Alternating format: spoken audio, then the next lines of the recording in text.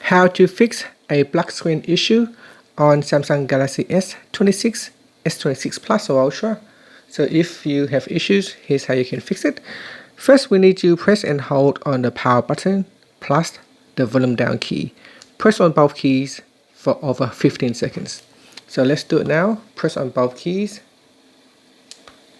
and continue to hold. If you don't see anything, that's okay.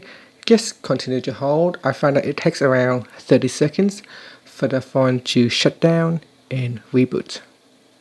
Now, a black screen can be caused by a number of different things, such as bad memory block or an app causing a bug. So usually it's around 15 seconds. Sometimes it can take a bit longer. Once you see the logo appear, you're supposed to let go of the buttons. I press it for longer than I should. I should have just let go of the button, but after that you can let go of the button and allow the phone to boot up normally. And that's it. Thank you for watching this video. If you find it helpful, please like and subscribe to my channel for more videos.